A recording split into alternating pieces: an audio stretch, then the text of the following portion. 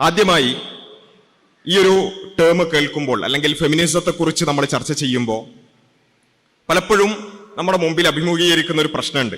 അതെന്താ വെച്ചാൽ ഫെമിനിസത്തെ ക്രിട്ടിസൈസ് ചെയ്യുക, അല്ലെങ്കിൽ അതിനെ വിമർശിക്കുക, അല്ലെങ്കിൽ അതിനെക്കുറിച്ച് എന്തെങ്കിലും ക്രിറ്റിക്കലി എൻഗേജ് ചെയ്യുക എന്ന് പറയുന്നത് തന്നെ വലിയൊരു പ്രശ്നമാണ്. എന്ന് വെച്ചാൽ അത് ഒരു സ്ത്രീകൾക്കെതിരായി സംസാരിക്കലാണ്, അല്ലെങ്കിൽ ഇക്വാളിറ്റിക്കെതിരായി സംസാരിക്കലാണ് എന്നൊക്കെ പെട്ടെന്ന് അത് സ്ത്രീകൾക്കെതിരായ എന്തോ മൂവ്മെന്റ് ആണ്, അല്ലെങ്കിൽ എന്തോ സംസാരമാണ് എന്ന രൂപത്തിൽ പെട്ടെന്ന് ചാപ്പ വരാനുള്ള സാധ്യതയുണ്ട്. അതുകൊണ്ട് ഈ വിഷയം ഇവിടെ പ്രസന്റ് ചെയ്യുമ്പോഴും ഇനി നമ്മൾ മറ്റുള്ളവരോട് പറയുമ്പോഴാണെങ്കിലും ആ ഒരു കാര്യത്തിൽ ഒരു ക്ലാരിറ്റി തുടക്കത്തിൽ വേണം എന്ന് ഞാൻ കരുതുകയാണ്. ഇത്തരം വിഷയങ്ങളൊക്കെ പലപ്പോഴും അറിയുന്നവരായിരിക്കുമെങ്കിലും ഈ ഒരു വിഷയത്തിന്റെ ഒരു പൂർണ്ണതക്ക് അത് വേണമെന്നാണ് ഞാൻ കരുതുന്നത്. ഇത് ഞാൻ ഇങ്ങനെ പറയാൻ കാരണം എന്താ വെച്ചാൽ എൻ്റെ ഒരു അനുഭവം, മുമ്പ് ഒരു യൂട്യൂബിൽ രണ്ടാളുകൾ തമ്മിൽ ഇങ്ങനെ പിന്നെയുള്ളൊരു ചർച്ച, അതിലൊരാൾ വീഡിയോ ഇട്ടു. ആ വീഡിയോയിൽ അയാൾ പറഞ്ഞ കാര്യം എന്താ വെച്ചാൽ ഒരു സ്ത്രീയാണ് വീഡിയോ ഇട്ടത് എന്നാണ് എൻ്റെ ഓർമ്മ. ഞാൻ ഫെമിനിസത്തെ എൻഡോസ് ചെയ്യുന്നില്ല, അല്ലെങ്കിൽ ഫെമിനിസത്തെ സപ്പോർട്ട് ചെയ്യുന്നില്ല, ഫെമിനിസം എന്തിനു വേണ്ടിയാണ്, ഫെമിനിസം ആവശ്യമില്ല, ഞാൻ ഇക്വാളിറ്റിയെ അനുകൂലിക്കുന്നുണ്ട്, ഫെമിനിസത്തെ അംഗീകരിക്കുന്നില്ല എന്ന് പറഞ്ഞുകൊണ്ടൊരു വീഡിയോ ഇട്ടു. അതിന് വളരെ ഫേമസ് ആയിട്ടുള്ള ഒരാൾ മറുപടി പറഞ്ഞ ഒരു രംഗം ഒരു പക്ഷേ നിങ്ങൾ ചിലപ്പോൾ കണ്ടിട്ടുണ്ടാകും. അയാൾ ചെയ്തതെന്ന് വെച്ചാൽ ഗൂഗിൾ എടുത്തു, നേരെ സെർച്ച് ചെയ്തു വാട്ട് ഈസ് ഫെമിനിസം. അപ്പോൾ ഫെമിനിസം എന്ന് പറഞ്ഞാൽ ഇക്വാളിറ്റിയെ പിന്നെ എൻഡോസ് ചെയ്യുന്നതാണ്. അപ്പോൾ ഫെമിനിസം ഈക്വൽ ടു ഇക്വാളിറ്റി. അപ്പൊ വളരെ പെട്ടെന്നാണ് എന്ത് ചെയ്യുന്നത്, ആളുകൾക്ക് പിന്നെ തീരുമാനത്തിലേക്ക് എത്തുന്നത്. ഫെമിനിസം എന്ന് പറഞ്ഞാൽ ഇക്വാളിറ്റിയാണ്, അതുകൊണ്ട് ഫെമിനിസത്തെ എതിർക്കുക എന്ന് പറഞ്ഞാൽ ഇക്വാളിറ്റി എതിർക്കലാണ്. വേറെ കുറെ ആളുകൾ ഫെമിനിസത്തെ മനസ്സിലാക്കിയെന്ന് വെച്ചാൽ feminism is women's rights movement, അല്ലെ, വുമൻസ് റൈറ്റ്സ് മൂവ്മെന്റ് ആണ്, സ്ത്രീകളുടെ അവകാശങ്ങൾക്ക് വേണ്ടി സംസാരിക്കലാണ് ഫെമിനിസം. സോ അപ്പൊ ആരെങ്കിലും ഫെമിനിസത്തെ എതിർക്കുകയാണെങ്കിൽ അയാൾ സ്ത്രീകളുടെ അവകാശങ്ങൾക്കെതിരായി സംസാരിക്കുന്ന ആളാണ്. വളരെ സിമ്പിൾ ആയിട്ടാണ് പലപ്പോഴും ഒരു തൊലിപ്പുറത്തുള്ള സംസാരമൊക്കെ നമ്മൾ പറയില്ലേ, തൊലിപ്പുറത്താണ് അല്ലെങ്കിൽ പെരിഫറലായിട്ടാണ് പലപ്പോഴും പല ആളുകളും വിഷയങ്ങളെ മനസ്സിലാക്കുക. അപ്പൊ ഞാനൊന്ന് ചോദിച്ചു നോക്കുക, ഈ വുമൻസ് റൈറ്റ്സ് എന്നുള്ളതാണ് ഫെമിനിസം കൊണ്ട് ഉദ്ദേശിക്കുന്നതെങ്കിൽ നമ്മളെല്ലാവരും ഫെമിനിസ്റ്റ് ആവണ്ടേ? നിർബന്ധമല്ലേ? കാരണം സ്ത്രീകളുടെ അവകാശത്തിന് വേണ്ടി സംസാരിക്കുക എന്നുള്ളത് നിർബന്ധമായ ഒരു കാര്യമല്ലേ? അപ്പൊ നമ്മളെല്ലാവരും നിർബന്ധമായിട്ടും ഫെമിനിസ്റ്റ് ആവണ്ടേ? അപ്പോൾ ഇവിടെയാണ് പല ആളുകളും ഇതിനെ മനസ്സിലാക്കിയ രൂപത്തിൽ വ്യത്യാസമുണ്ട് എന്നും പല ആളുകളും ഇതൊരു ഐഡിയോളജിക്കൽ ചർച്ചയായിട്ടോ നല്ല കാണുന്നത് എന്ന ഒരു തിരിച്ചറിവ് നമുക്ക് ഉണ്ടാകണം എന്നുള്ളത് ആദ്യമായി പറയുന്നത്. Feminism is N ideology. ഒരു ഐഡിയോളജിയാണ് ഫെമിനിസം എന്ന ഒരു ധാരണയോടുകൂടി വേണം നമ്മൾ ഈ വിഷയത്തെ കൈകാര്യം ചെയ്യാൻ. അതിൻ്റെതായ ഏതൊരു ഐഡിയോളജിക്കും അതിൻ്റെതായ ഒരു വേൾഡ് വ്യൂ ഉണ്ടാകും, അതിൻ്റെതായ ഒരു ചരിത്ര വീക്ഷണം, ഒരു ഹിസ്റ്റോറിക്കൽ വ്യൂ ഉണ്ടാവും.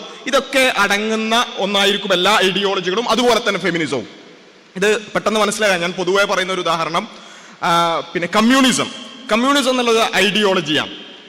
എന്താണ് കമ്മ്യൂണിസം പ്രധാനമായി മുന്നോട്ട് വെക്കുന്നത്? ഇപ്പൊ ഫെമിനിസം കോൺസെൻട്രേറ്റ് ഓൺ വിമൻ അല്ലെങ്കിൽ വിമൻസ് റൈറ്റ്സ് എന്നുള്ളത് പോലെ കമ്മ്യൂണിസം തൊഴിലാളികളെയാണ് ഫോക്കസ് ചെയ്യുന്നത്.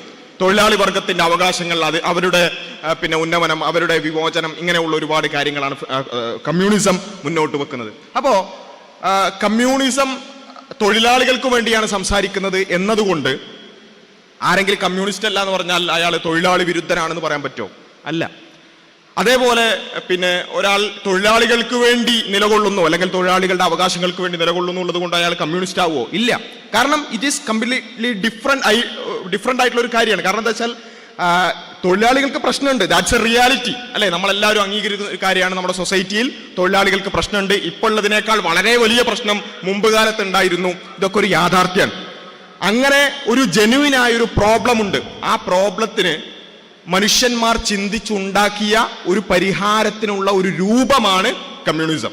മാർക്സും എംഗൽസും അല്ലെങ്കിൽ അതിനു മുമ്പുള്ള ചിന്തകന്മാരുടെയൊക്കെ തുടർച്ചയായി അവർ ചിന്തിച്ചുണ്ടാക്കി തൊഴിലാളികൾക്ക് ഒരു പ്രശ്നമുണ്ട്, ദാറ്റ്സ് ജെന്യുവിൻ, അതിന് എങ്ങനെ പരിഹരിക്കാം എന്നുള്ളതിന് മാർക്സിനും എംഗൽസിനും ഒക്കെ തോന്നിയിട്ടുള്ള ഒരു പരിഹാര രൂപമാണെന്ത് കമ്മ്യൂണിസം എന്ന് പറയുന്നത്. ഇപ്പൊ ഇസ്ലാമിൽ എടുക്കുകയാണെന്നുണ്ടെങ്കിൽ തൊഴിലാളികളുടെ അവകാശങ്ങൾ എന്നുള്ളത് വളരെ പ്രധാനമായിക്കൊണ്ട് അവരുടെ വിയർപ്പ് പറ്റുന്നതിനും കൂലി കൊടുക്കുക പോലെയുള്ള ഒരുപാട് കാര്യങ്ങൾ നമുക്ക് ഇസ്ലാമിൽ കാണാൻ സാധിക്കും. എന്ന് വെച്ച് ഇസ്ലാം ഈക്വൽ ടു കമ്മ്യൂണിസം എന്ന് പറയാൻ പറ്റുമോ? ഇല്ല. ഇസ്ലാം തൊഴിലാളികളുടെ പ്രശ്നം പരിഹരിക്കാൻ വേറൊരു രീതിയാണ് കാണുന്നത്, വേറൊരു വഴിയാണ് കാണുന്നത്. പക്ഷേ കമ്മ്യൂണിസം കംപ്ലീറ്റ്ലി ഡിഫറെന്റ് ആയൊരു വഴിയാണ് തൊഴിലാളികളുടെ പ്രശ്നം പരിഹരിക്കാൻ കാണുന്നത്. അപ്പോ അതുപോലെ ഇവിടെ സ്ത്രീകൾ, സമൂഹത്തിൽ ജീവിക്കുന്ന സ്ത്രീകൾക്ക് പ്രശ്നമില്ലേ എന്ന് ചോദിച്ചാൽ പ്രശ്നമുണ്ട്. കുടുംബത്തിൽ, സമൂഹത്തിൽ, അതുപോലെ തന്നെ വ്യക്തിപരമായ ജീവിതത്തിൽ, അങ്ങനെ പല സ്ഥലങ്ങളിലും സ്ത്രീകൾ പലതരം പ്രശ്നങ്ങൾ അനുഭവിക്കുന്നുണ്ട്. It's A reality, it's A genuine concern, യാതൊരു സംശയമില്ല. അവിടെയാണ് ആ ഒരു വളരെ ജെന്യുവൻ ആയ ഒരു പ്രോബ്ലത്തിനുള്ള സൊല്യൂഷൻ എന്താണ് എന്ന ഒരു ചിന്തയിലാണ് അതിൽ കുറച്ച് ആളുകൾ, കുറച്ച് ചിന്തകന്മാർ, അവർക്ക് തോന്നി ഇന്ന ഒരു രൂപത്തിലൂടെ പോകുമ്പോഴാണ് ഈ ഒരു പ്രശ്നത്തിന് പരിഹാരമാവുക. അങ്ങനെ അവർ ആ രൂപത്തിലൂടെ കുറെ ഫിലോസഫി ഉണ്ടാക്കി, കുറെ തത്വശാസ്ത്രങ്ങൾ ഉണ്ടാക്കി, ഒരുപാട് ചരിത്ര വീക്ഷണം ഉണ്ടാക്കി. എല്ലാ കാലഘട്ടത്തിലും ഈ മെൻ വിമൻ എന്ന് പറയുന്ന രണ്ട് ദ്വന്ദ്ങ്ങൾ, അവർ തമ്മിലുള്ള ഒരു സംഘട്ടനം, പാട്രിയാർക്കി എന്ന് പറയുന്നത് എല്ലാ കാലഘട്ടത്തിലും നിലനിന്ന ഒരു കാര്യമാണ് എന്നൊക്കെ പറഞ്ഞുകൊണ്ട് അതിൻ്റെതായ കുറെ ഡെഫിനിഷനുകൾ ഉണ്ടാക്കുന്നു. ഞാൻ പറയുന്നത് പാട്രിയാർക്കി എന്നൊരു സംഭവമേ ഇല്ല എന്നൊന്നുമല്ല. അതിന് പലതരം ഡെഫിനിഷനുകൾ ഉണ്ടാവും, പലതരം മാനങ്ങളുണ്ട്, യാതൊരു സംശയമില്ല. പക്ഷേ അങ്ങനെ അവരുടേതായ ഒരു സിദ്ധാന്തങ്ങൾ ഉണ്ടാക്കുകയും അതിനനുസരിച്ച് സ്ത്രീകളുടെ പ്രശ്നം പരിഹരിക്കാൻ എന്ത് ചെയ്യണം, എന്ത് വഴി സ്വീകരിക്കണം എന്നുള്ള ഒരു ഐഡിയോളജി ഉണ്ടാക്കിയതാണ് ഫെമിനിസം എന്ന് പറയുന്നത്. അതിന് അതിൻ്റെതായ ചരിത്ര വീക്ഷണമുണ്ട്, അതിൻ്റെതായ ലോകവീക്ഷണം ഉണ്ട് എന്നുള്ളത് നമ്മൾ മനസ്സിലാക്കണം. Just like communism. അപ്പോ ഒരാൾ സ്ത്രീകൾക്ക് വേണ്ടി നിലകൊള്ളുക എന്ന് പറഞ്ഞാൽ സ്ത്രീകളുടെ പ്രശ്നങ്ങൾ പരിഹരിക്കാൻ, അല്ലെങ്കിൽ സ്ത്രീകൾ അഭിമുഖീകരിക്കുന്ന പ്രശ്നങ്ങൾ പരിഹരിക്കാൻ അയാൾ പല വഴികൾ കാണുന്നുണ്ടാവാം. അത് ഒരുപക്ഷെ ഫെമിനിസത്തിന്റെ വഴിയായിരിക്കാം, അല്ലെങ്കിൽ വേറെ എന്തെങ്കിലും വഴിയായിരിക്കാം. അപ്പോ പലപ്പോഴും നമ്മൾ ഈവൻ ഏതുവരെ ചോദിച്ചാൽ ഓൺലൈൻ ഫോറംസിലൊക്കെ ഉള്ള ചർച്ചയിൽ കാണിച്ചാൽ നിങ്ങൾ ഫെമിനിസത്തെ എതിർക്കണം എന്നില്ല. If you are not a feminist, you are a misogynist. നിങ്ങൾ ഫെമിനിസ്റ്റ് അല്ലെങ്കിൽ നിങ്ങളൊരു സ്ത്രീ വിരുദ്ധനാണ് എന്ന രൂപത്തിലേക്ക് പോലും സംസാരിക്കുന്ന ആളുകളെ നമുക്ക് കാണാൻ സാധിക്കും. അവിടെയാണ് ഈ ഒരു ഐഡിയോളജിയോട് സ്വാഭാവികമായിട്ടും നമുക്ക് വിയോജിപ്പുകൾ ഉണ്ടാകാം. അതിന്റെ കാരണം എന്താണ്? ഞാൻ നേരത്തെ പറഞ്ഞതുപോലെ സൊസൈറ്റിയിൽ എന്തുണ്ട്, സ്ത്രീകൾ പ്രശ്നങ്ങൾ അനുഭവിക്കുന്നുണ്ട്, അതിൽ യാതൊരു സംശയമില്ല. പക്ഷെ അതിനുള്ള പരിഹാരത്തിന് ഫെമിനിസം മുന്നോട്ട് വെക്കുന്ന രീതികളോട്, രീതിശാസ്ത്രത്തോട് നമുക്ക് വിയോജിപ്പുണ്ട് എന്നുള്ളതാണ് അതിന്റെ മൂലകാരണം എന്ന് പറയുന്നത്. ഇപ്പോൾ നമ്മൾ ഇവിടെ സംസാരിച്ചുകൊണ്ടിരിക്കുന്ന ഇസ്ലാമിനെ സെന്റർ ചെയ്തുകൊണ്ടാണ്, അല്ലെ? ഇസ്ലാം ഒരു ദൈവിക മതമായതുകൊണ്ട് തന്നെ എല്ലാ പ്രശ്നങ്ങളെയും ഇസ്ലാം അഭിമുഖീകരിച്ചിട്ടുണ്ട്. തൊഴിലാളികളുടെ പ്രശ്നത്തിന് ഇസ്ലാമിൽ പരിഹാരമുണ്ട്. സ്ത്രീകൾ അഭിമുഖീകരിക്കുന്ന പ്രശ്നങ്ങൾക്ക് ഇസ്ലാമിൽ പരിഹാരമുണ്ട്. പുരുഷന്മാർ അനുഭവിക്കുന്ന പ്രശ്നങ്ങൾക്ക് ഇസ്ലാമിൽ പരിഹാരമുണ്ട്. എല്ലാവരും, പാവങ്ങൾ അനുഭവിക്കുന്ന, പണക്കാരനുഭവിക്കുന്ന, എല്ലാ ആളുകൾ അനുഭവിക്കുന്ന പ്രശ്നങ്ങൾക്കും ഇസ്ലാമിൽ പരിഹാരമുണ്ട്. അവിടെ ആ ഇസ്ലാമിന്റെ എല്ലാ ഹോളിസ്റ്റിക്കായി എല്ലാ വിഷയങ്ങളെയും കൺസിഡർ ചെയ്തുകൊണ്ടുള്ള പരിഹാരങ്ങളെയും ഈ സ്ത്രീ വിഷയവുമായി ബന്ധപ്പെട്ടുകൊണ്ട് ഫെമിനിസം മുന്നോട്ട് വെക്കുന്ന പരിഹാരങ്ങളെയും നമ്മൾ ജസ്റ്റ് ഒന്ന് കമ്പയർ ചെയ്താൽ ഇവിടെ കാണാൻ പറ്റുന്നതാണ്. ജസ്റ്റ് ഒന്ന് കമ്പയർ ചെയ്താൽ നമുക്ക് കാണാൻ സാധിക്കും ഫെമിനിസം ഏറ്റവും പ്രധാനമായും എങ്ങനെയാണ് സ്ത്രീകളുമായി ബന്ധപ്പെട്ടുകൊണ്ടുള്ള പ്രശ്നങ്ങളെ പരിഹരിക്കാൻ ശ്രമിക്കുന്നത്. ഫെമിനിസം പ്രധാനമായിട്ട് ചെയ്യുന്നത് വെച്ചാൽ assert absolute equality for men and woman in capabilities and societal roles. ഒരു ആബ്സല്യൂട്ട് ഇക്വാലിറ്റി, അതായത് ഫിസിക്കലായിട്ടുള്ള വ്യത്യാസങ്ങൾ, അല്ലെങ്കിൽ ശാരീരികമായും മാനസികമായിട്ടും ഒക്കെയുള്ള വ്യത്യാസങ്ങളെ അതിനെ ഓവർപ്ലേ ചെയ്തുകൊണ്ട്, അല്ലെങ്കിൽ അതിനെ കൺസിഡർ ചെയ്യാതെയുള്ള ഒരു ആബ്സല്യൂട്ട് ഇക്വാലിറ്റി എന്നതിൽ സെന്റേർഡ് ആണ് യഥാർത്ഥത്തിൽ ഫെമിനിസത്തിന്റെ പരിഹാര ശ്രമങ്ങൾ എന്ന് പറയുന്നത്. അവിടെ ഒരു ഐഡിയ ഓഫ് കോംപ്ലിമെന്റാരിറ്റി റോൾ, അല്ലെങ്കിൽ പരസ്പര സഹകരണം, അല്ലെങ്കിൽ പാരസ്പര്യം എന്ന് പറയുന്ന കാര്യത്തിനെ റിജക്റ്റ് ചെയ്തുകൊണ്ട് ഉള്ള ഒരു രൂപത്തിലാണ് ഫെമിനിസത്തിന്റെ ഒരു പരിഹാര ശ്രമങ്ങൾ പലപ്പോഴും പോകുന്നത്. Instead four gender neutrality in duties across family and society. ഒരു ജെൻഡർ ന്യൂട്രാലിറ്റി അവിടെ ഒരു സെക്സിൽ ആണ് എന്നുള്ളത് കൊണ്ട് ഒരാൾക്ക് ഒരു റോള് നിശ്ചയിക്കപ്പെടുന്നതിനെ എന്തെയില്ല, ഫെമിനിസം പൊതുവിൽ എന്തെയില്ല, അംഗീകരിക്കില്ല. എന്നാൽ മറുഭാഗത്ത് ഇസ്ലാം പ്രധാനമായിട്ട് ചെയ്യുന്ന emphasises complementarity of sexes as a fundamental principles. അതായത് ആണും പെണ്ണും വ്യത്യസ്തരാണ് എന്ന ഒരു പച്ചയായ റിയാലിറ്റി, ആണും പെണ്ണും വ്യത്യസ്തരാണ് എന്ന പച്ചയായ റിയാലിറ്റിയെ ഉൾക്കൊണ്ടുകൊണ്ടാണ് ഇസ്ലാം എന്ത് ചെയ്യുന്നത്, ഇസ്ലാമിന്റെ എല്ലാ കാര്യങ്ങളെയും അതിനൊരു ഫണ്ടമെന്റൽ പ്രിൻസിപ്പിൾ ആക്കി എടുത്തുകൊണ്ടാണ് ഇസ്ലാമിന്റെ പരിഹാരങ്ങൾ നമുക്ക് കാണാൻ സാധിക്കുക. ആണ് പെണ്ണിനെ പോലെ അല്ല എന്ന അത് ഒരു യാഥാർത്ഥ്യമാണ്. അതിനെ അണ്ടർമൈൻ ചെയ്തു, അല്ലെങ്കിൽ അതിനെ അവഗണിച്ചുകൊണ്ട് യഥാർത്ഥത്തിൽ പ്രശ്നങ്ങളിലേക്ക് പോകുന്നതിൽ ഒരു കാര്യമില്ല. ഇപ്പോൾ നമ്മൾ സാധാരണ നമ്മൾ ഇന്ത്യയിലാണ് ജീവിച്ചുകൊണ്ടിരിക്കുന്നത്. ഇന്ത്യയിൽ നമ്മൾ പറയും ഒരു ശ്രേണീകൃതമായ ഒരു വ്യവസ്ഥിതിയാണ് ഇവിടെ നിലനിൽക്കുന്നത്, ജാതീയമായ ശ്രേണീകൃത വ്യവസ്ഥ ഇവിടെ ഉണ്ട്. അതുകൊണ്ട് നമ്മളൊരു സൊസൈറ്റൽ പ്രോബ്ലത്തെ അഡ്രസ് ചെയ്യുമ്പോൾ ആ ശ്രേണീകൃത വ്യവസ്ഥയെ പരിഗണിച്ചുകൊണ്ട് മാത്രമേ നമുക്ക് എല്ലാ കാര്യത്തിലുള്ള പരിഹാരങ്ങളും പറയാൻ പറ്റുള്ളൂ നമ്മൾ പറയാറുണ്ട്, അല്ലെ? അതുകൊണ്ടാണ് ഈ ജാതി സംവരണം അതുമായി ബന്ധപ്പെട്ടുകൊണ്ടുള്ള കാര്യങ്ങളിലൊക്കെ അത്തരത്തിലുള്ള ഒരു നിലപാട് ഭരണഘടനാപരമായി തന്നെ ഇന്ത്യ എടുക്കുന്നത്. അപ്പോൾ ഒരുപക്ഷെ നമുക്ക് ഒറ്റ നോട്ടത്തിൽ നോക്കുമ്പോൾ എന്തിനാ സംവരണം, അതിന്റെ ആവശ്യം എന്താ, അല്ലെ? പിന്നെ എല്ലാവർക്കും പഠിച്ചിട്ട് മെറിറ്റ് നോക്കിയാൽ പോരെ എന്നൊക്കെ പറയുന്ന വളരെ സിമ്പിൾ ഈ തൊലിപ്പുറത്തുള്ള ലോജിക്ക് പലപ്പോഴും വരാറുണ്ട്. അപ്പോൾ അവിടെയാണ് നമ്മൾ എന്ത് ചെയ്യേണ്ടത്? ആ ശ്രേണീകൃതമായ വ്യവസ്ഥയെയും അതിനെ പരിഗണിച്ചുകൊണ്ടുള്ള രൂപത്തിൽ വേണം നമ്മൾ നിയമങ്ങൾ ഉണ്ടാക്കിയെങ്കിൽ മാത്രമേ അവിടെ ഒരു നീതി ഉണ്ടാവുള്ളൂ. ഇസ്ലാം ഇക്വാളിറ്റി എന്നുള്ളതിനേക്കാൾ, ഇക്വാളിറ്റി ഉണ്ട്, എന്നാൽ ഇക്വാളിറ്റി എന്നുള്ളതിനേക്കാൾ എംഫസൈസ് ചെയ്യുന്നത് ജസ്റ്റിസ് എന്നുള്ളതിനാണ്.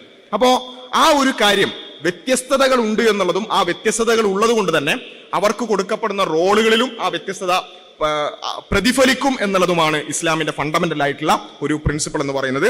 എന്നാൽ ഫെമിനിസം ആകട്ടെ post any social roles being determined by sex, social roles determine ചെയ്യുന്നത്, അത് സെക്സിന്റെ ബേസിൽ ഡിറ്റർമിൻ ചെയ്യുന്നതിനെ ഇസ്ലാം ഫെമിനിസം എതിർക്കുന്നു. എന്നാൽ ഇസ്ലാം ആകട്ടെ family structure in which husbands and wives have equitable worth but distinct responsibilities, ഒരു വാല്യൂവിൽ ആണും പെണ്ണും തുല്യരാണ് എന്ന് പറയുമ്പോഴും എന്നാൽ അവർക്ക് കൊടുക്കപ്പെടുന്ന റെസ്പോൺസിബിലിറ്റികളിൽ വ്യത്യാസങ്ങൾ ഉണ്ട് എന്നുള്ളതാണ് ഇസ്ലാമിന്റെ ഫണ്ടമെന്റൽ ആയിട്ടുള്ള പ്രിൻസിപ്പിൾ എന്ന് പറയുന്നത്.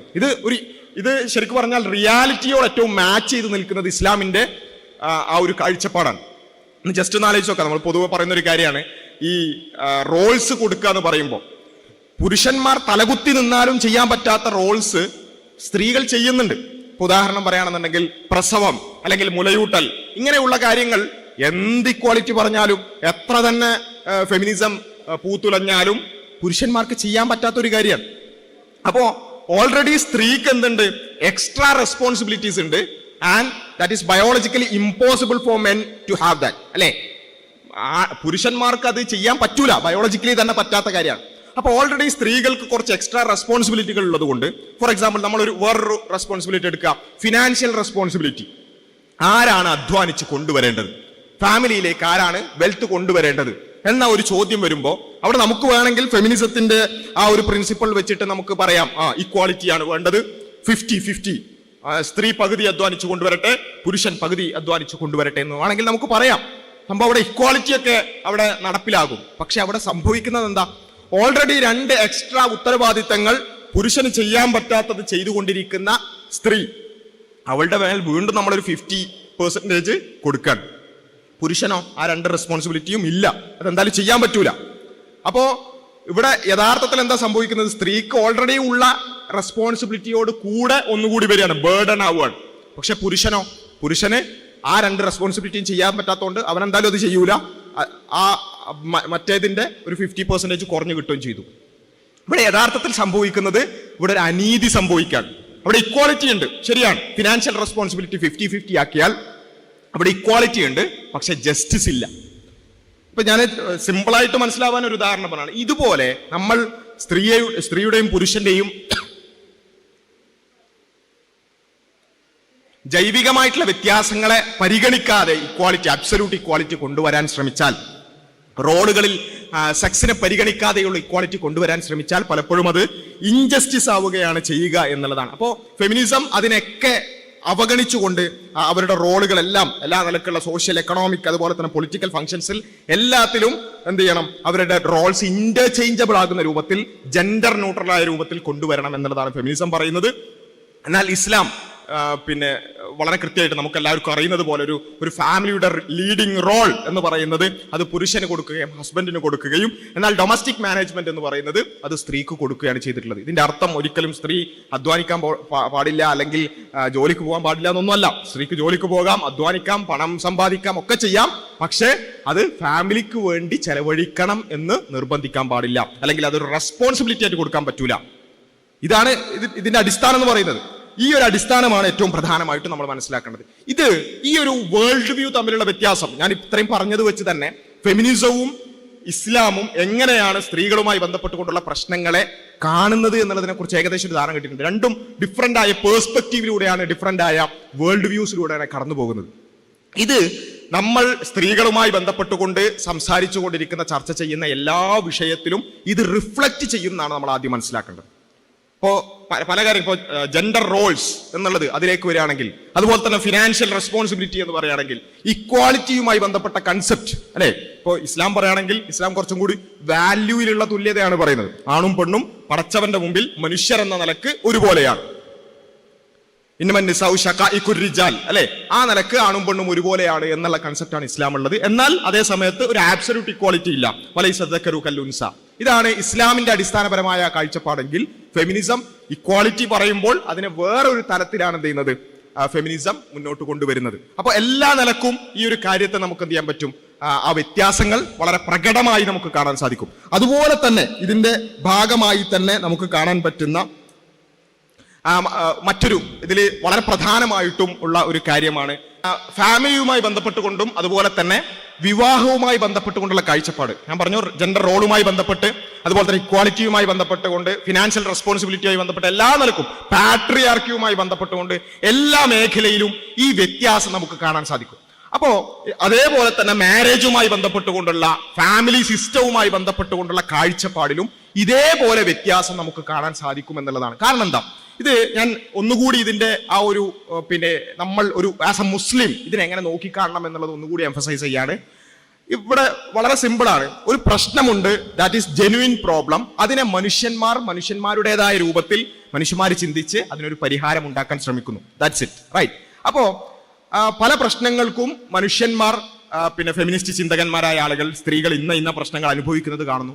അതിനുള്ള പരിഹാരം അത് അവർ മനസ്സിലാക്കുന്നു, അത് ഇന്നതാണ്, ഇങ്ങനെ പോയാൽ അത് പരിഹാരമാകും. നേരത്തെ പറഞ്ഞ കമ്മ്യൂണിസം പറഞ്ഞതുപോലെ.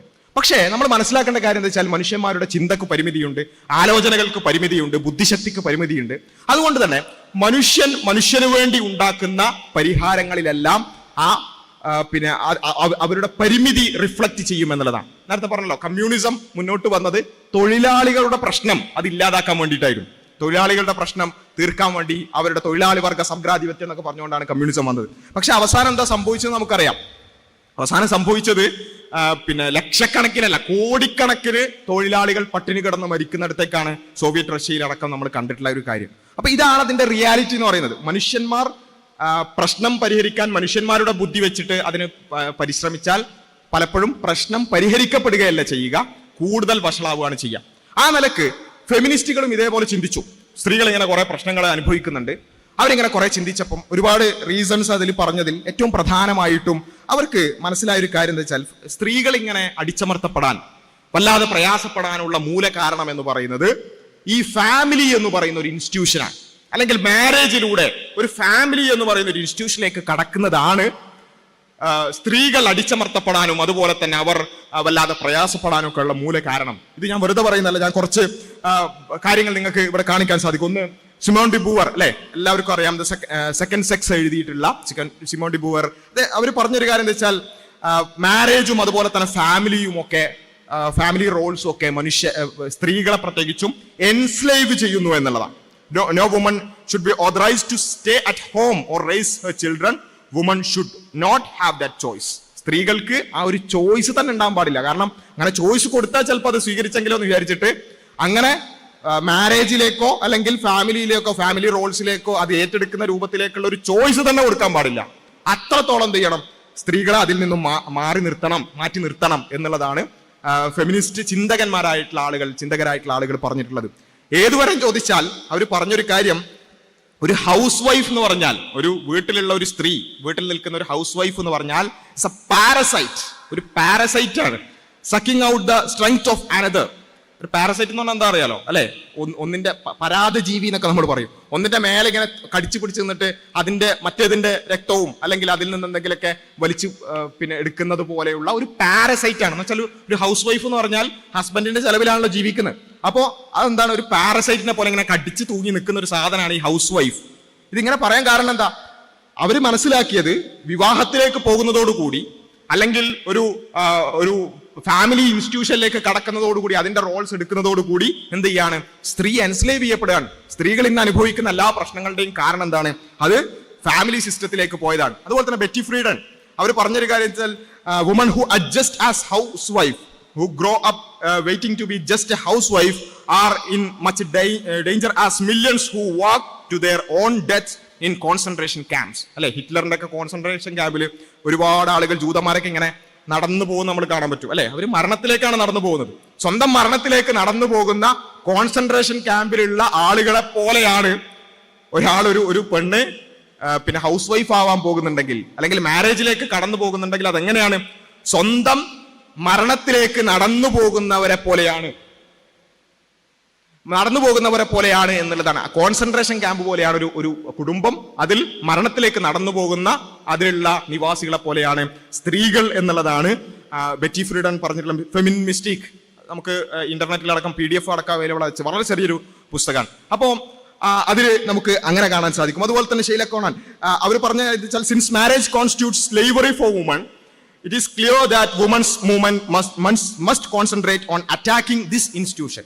അതായത് മാരേജ് എന്ന് പറയുന്നത്, കല്യാണം എന്ന് പറയുന്നത് അത് സ്ത്രീകൾക്ക് ഒരു സ്ലേവറി, ഒരു അടിമത്തം ആണ് കൊടുക്കുന്നത് എന്നുള്ളത് കൊണ്ട് ഫെമിനിസ്റ്റ് മൂവ്മെന്റ് ഏറ്റവും പ്രധാനമായിട്ട് ചെയ്യേണ്ടത് അവരുടെ ജിഹാദ് എന്താണ്? അവർ ജിഹാദ് ചെയ്യേണ്ടത് ഈ പറഞ്ഞ ഫാമിലിയെ തകർക്കാൻ വേണ്ടിയാണ്, മാരേജിനെ തകർക്കാൻ വേണ്ടിയാണ്, കുടുംബത്തെ തകർക്കാൻ വേണ്ടിയാണ്. Freedom for woman cannot be won without abolition of marriage. Marriage തകർക്കാതെ, കല്യാണം തകർക്കാതെ എന്ത് ചെയ്യാൻ പറ്റൂല, സ്ത്രീകൾക്ക് സ്വാതന്ത്ര്യം എന്ന് പറയുന്നത് ഉണ്ടാവില്ല. ജർമ്മൻ ഗ്രീഡ് പറഞ്ഞിട്ടുള്ളത് പിന്നെ child bearing is constricting, suffocating an enemy of a liberated woman's larger hopes എന്നുള്ളതാണ്.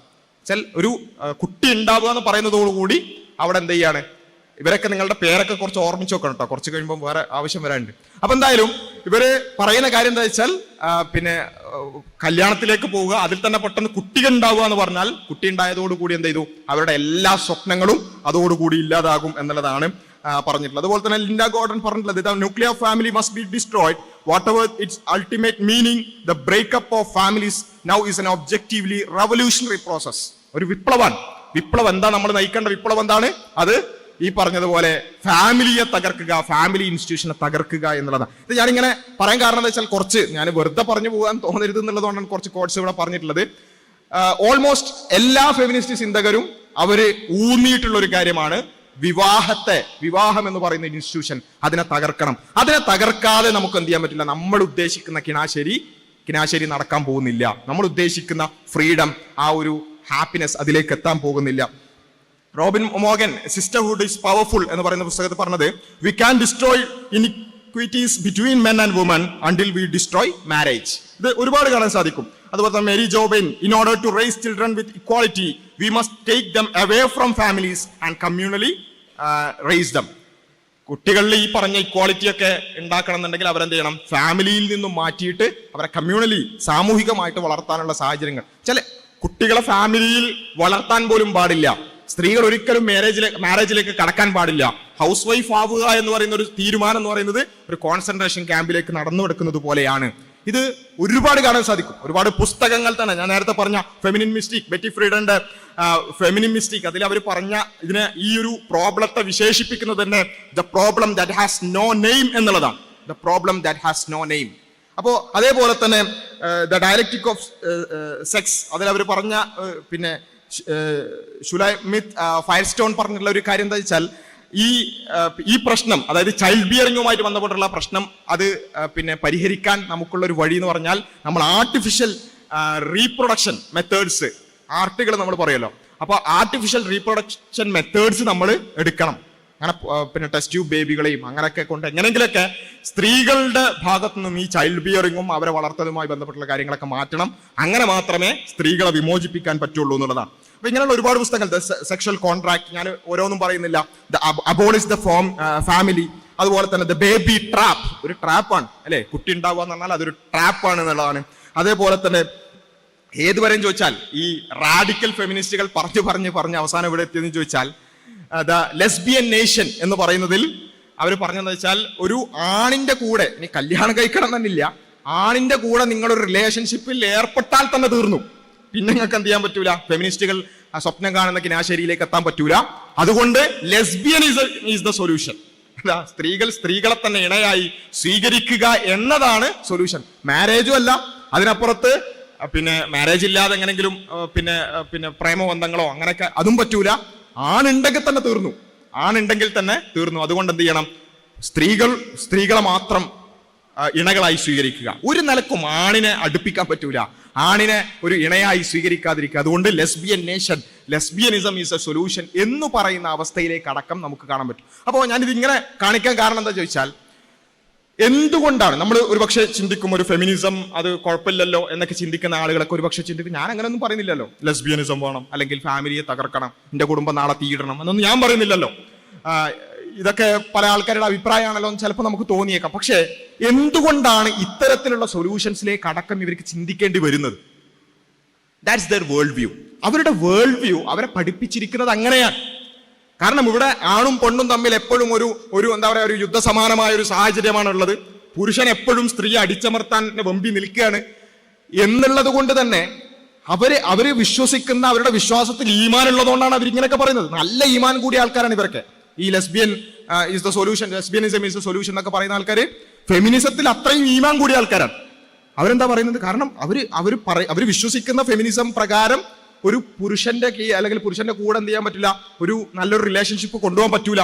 അപ്പൊ അതുകൊണ്ട് സ്ത്രീയും എന്നുള്ളത് മാത്രമാണ് സൊല്യൂഷൻ എന്ന് പറയുന്നിടത്തേക്ക് അടക്കം ഇതെത്തുന്നു എന്നുള്ളതാണ്. അപ്പോ ഞാൻ മനസ്സിലാക്കേണ്ടത്, ഇതിലൊക്കെ മനസ്സിലാകുന്ന ഒരു പ്രശ്നം, നമുക്ക് ഇതിപ്പോ ഇങ്ങനെ നമ്മുടെ നാട്ടിലേക്കൊന്നും ഇതിന്റെ ഒരു എക്സ്ട്രീമുകൾ എത്താത്തത് കൊണ്ട് ഇതിന്റെ ഒരു ഭീകരത ഒരു പക്ഷെ നമുക്ക് മനസ്സിലാക്കിക്കൊള്ളുന്നില്ല. പക്ഷെ ഈ ഫെമിനിസം നമ്മളെ നയിക്കുന്ന ആ ഒരു ചിന്താ രീതിയിലൂടെ കടന്നു പോയാൽ ഇതൊക്കെ തന്നെയാണ് എന്ത് ചെയ്യുക തോന്നുക എന്നുള്ളതാണ്.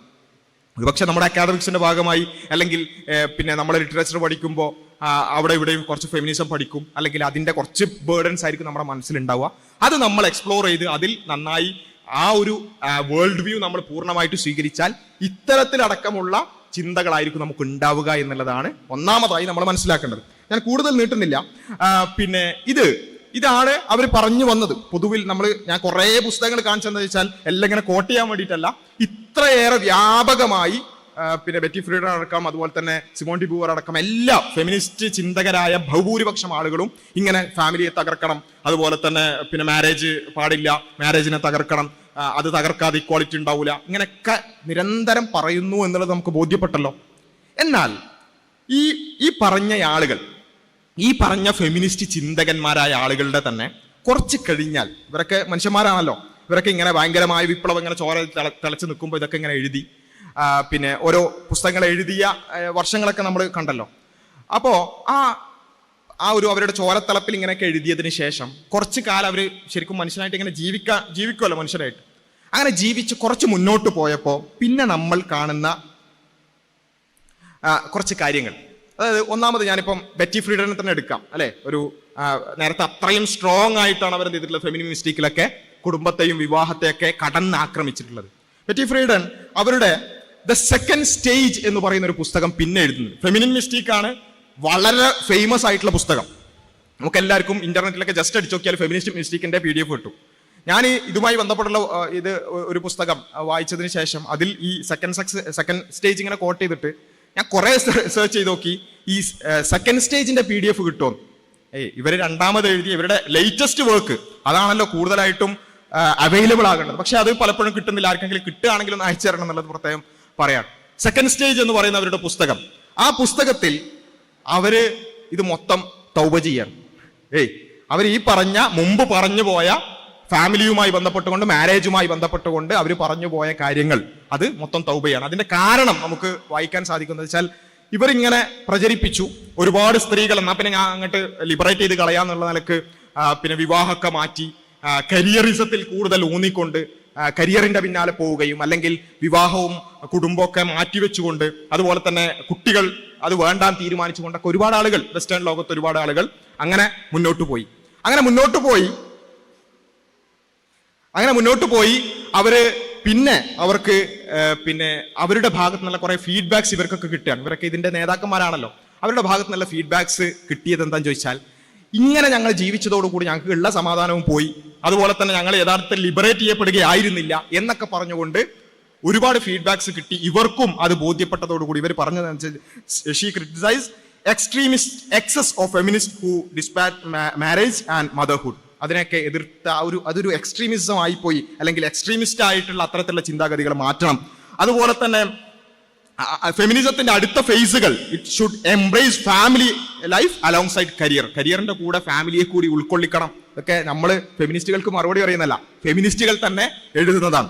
അതുപോലെ തന്നെ ഈ പിന്നെ 1981 ആയപ്പോൾ അവര് no longer abides by those extreme views എന്ന് അവർ തന്നെ പ്രഖ്യാപിക്കുന്ന അവസ്ഥ ഉണ്ടാവുന്നു. ഹാഡ് ചേഞ്ച് ഓഫ് ഹാർട്ട് അല്ലെ, സ്വന്തം ആ ഒരു ചിന്തകളിലൊക്കെ ഒരു മാറ്റം ഉണ്ടായി എന്ന് അവർ പ്രഖ്യാപിക്കുകയാണ്.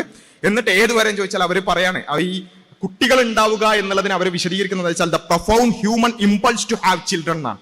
ഒരു പ്രൊഫൗണ്ട് ഹ്യൂമൻ ഇമ്പൾസ്, ഒരു കുട്ടി ഉണ്ടാവാനുള്ള അത്രമേൽ വലിയ ആഗ്രഹം എന്ന നിലക്ക് പോലും എന്ത് ചെയ്യാണ് ഈ പിന്നെ ബെറ്റി ഫ്രീഡൻ പോലെയുള്ള ആളുകൾ കുട്ടികൾ ഉണ്ടാകുന്നതിനെ അത്രയും ഗ്ലോറിഫൈ ചെയ്തുകൊണ്ട് പോലും എഴുതുന്നത് നമുക്ക് കാണാൻ സാധിക്കണം. ജെർമൈൻ ഗ്രീനെ സംബന്ധിച്ചിടത്തോളം നേരത്തെ നമ്മൾ പറഞ്ഞു, അത്രയും പിന്നെ കടന്നാക്രമിക്കായിരുന്നു കുട്ടികൾ ഉണ്ടാവുന്നതിനെയും അതുപോലെ തന്നെ മാരേജിനെയും ഒക്കെ.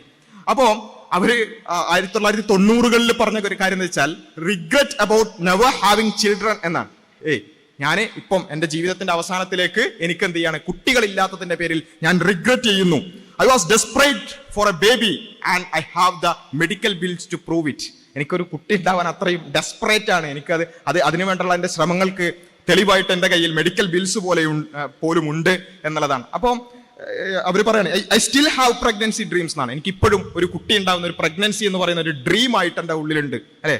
നമ്മുടെ റിഗ്രറ്റ് പ്രോ മാക്സ് എന്നൊക്കെ പറയുന്നത് പോലെ അത്രയും വലിയ രൂപത്തിൽ തൗബ ഇങ്ങനെ ചെയ്തുകൊണ്ടിരിക്കാൻ സിമോൺ ഡി ബൂവറിനെ സംബന്ധിച്ചിടത്തോളം അതിലൊക്കെ അവരുടെയൊക്കെ ഈ തൗബകളിൽ നമുക്കിതിങ്ങനെ കാണാൻ സാധിക്കും. ഇതെന്താ സംഭവിച്ചത്?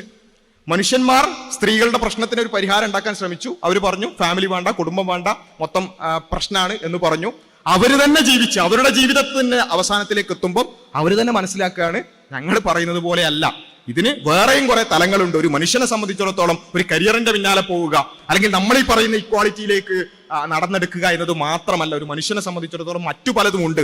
ഫാമിലി എന്ന് പറയുന്നത്, അതുപോലെ തന്നെ കുട്ടികൾ ഉണ്ടാവുക എന്ന് പറയുന്നത്, ഒരു ലൈഫ് ലോങ് ആയിട്ടുള്ള ഒരു സ്പൗസ് ഉണ്ടാവുക എന്ന് പറയുന്നതൊക്കെ അത്രമേൽ ഇമ്പോർട്ടന്റ് ആണ് എന്ന് അവർ തന്നെ മനസ്സിലാക്കുന്നതായിട്ട് നമുക്ക് കാണാൻ സാധിക്കും എന്നുള്ളതാണ്. അപ്പോൾ ഇതാണ് കുറച്ചൊക്കെ ഒരു ആത്മാർത്ഥതയുള്ള ഫെമിനിസ്റ്റുകൾ പോലും, ഞാൻ വളരെ ഏതെങ്കിലും റാൻഡം ആയിട്ടുള്ള ആളുകളെ കുറിച്ചല്ല പറഞ്ഞത്, ഏറ്റവും ഫേമസ് ആയിട്ടുള്ള ജെർമൈൻ ഗ്രീനെ പോലെയുള്ള ബെറ്റി ഫ്രീഡനെ പോലെയുള്ള സിമോൺ ഡി ബൂവറിനെ പോലെയുള്ള ആളുകളെയാണ് അവർ പോലും അവസാന ഘട്ടത്തിൽ തിരിച്ചു പറയുകയാണ്. പക്ഷേ ഒറ്റ കാര്യം ഞാൻ 2 പോയിന്റുകൾ പറഞ്ഞ് അവസാനിപ്പിക്കുകയാണ്.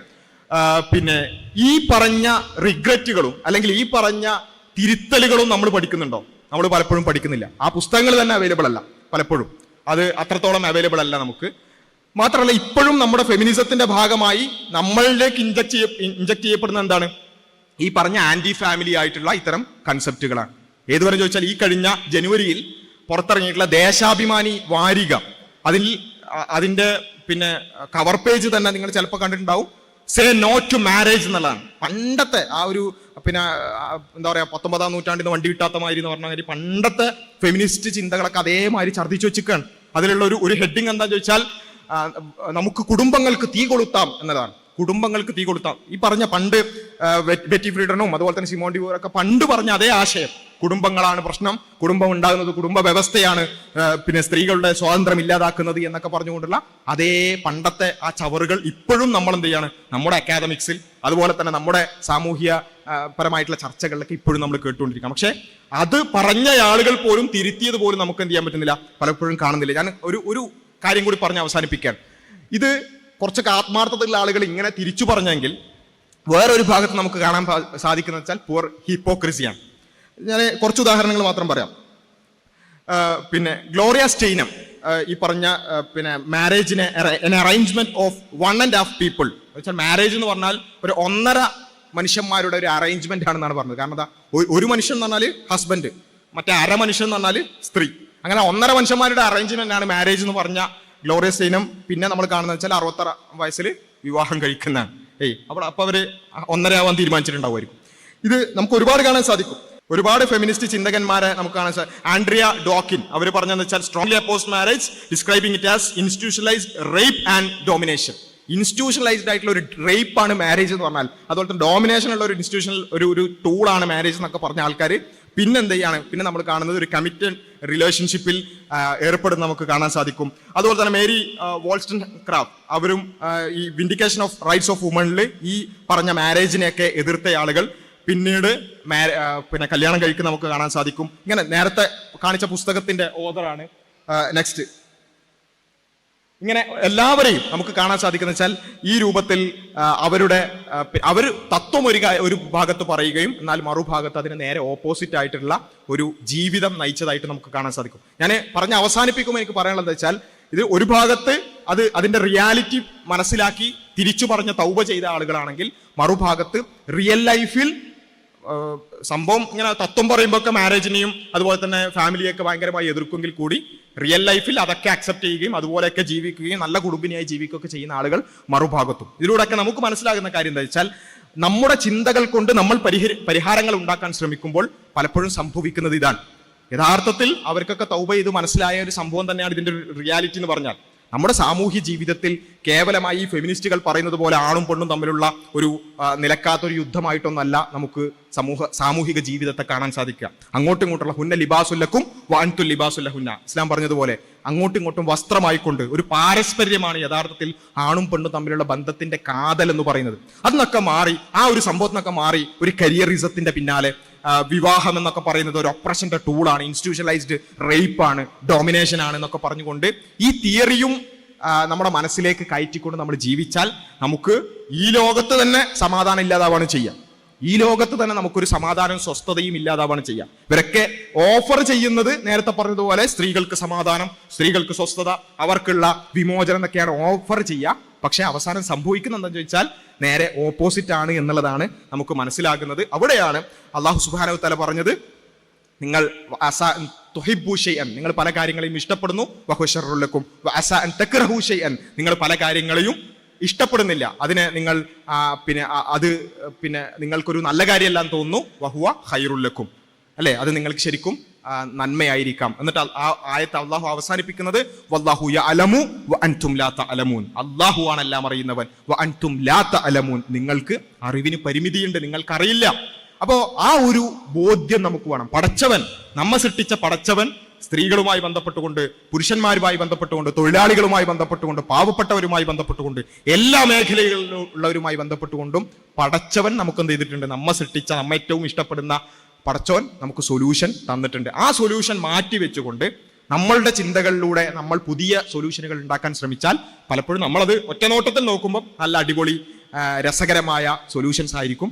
പക്ഷേ ലോങ് ടേമിൽ നമുക്കത് വലിയ ഡിസ്ട്രക്ഷൻസ് ആയിരിക്കും ഉണ്ടാക്കുക എന്നുള്ളതാണ് സൂചിപ്പിക്കാനുള്ളത്. ഇൻഷാ അല്ലാഹ് ഫെമിനിസം എന്ന് പറയുന്ന വളരെ വിശാലമായ ഒരു ടോപ്പിക്കിന്റെ വളരെ ചുരുങ്ങിയ കുറച്ച് ഏരിയകളിലൂടെ മാത്രമാണ് പോയിട്ടുള്ളത്. കൂടുതൽ വായിക്കാനും പഠിക്കാനും ശ്രമിക്കണം എന്ന് മാത്രം പറഞ്ഞുകൊണ്ട് അവസാനിപ്പിക്കുകയാണ് ഇൻഷാ അല്ലാഹ്. ഇനി ക്വസ്റ്റ്യൻ ആൻസർ സമയം ഉണ്ടാവില്ലല്ലോ അല്ലേ? ഇല്ല, വേണ്ട, ഇനി ചോദ്യം പറച്ചിലൊന്നും വേണ്ടല്ലോ, ഒരു കല്യാണം കഴിച്ചാൽ മതി അല്ലേ ഇൻഷാ അല്ലാഹ്. അപ്പോൾ നമുക്ക് ആ നിലക്ക് അവസാനിപ്പിക്കാം. ഒരു എക്സാമ്പിൾ ഞാൻ കുറച്ചൊന്ന് സ്ട്രെസ് ചെയ്തെന്ന് മാത്രമേ ഉള്ളൂ.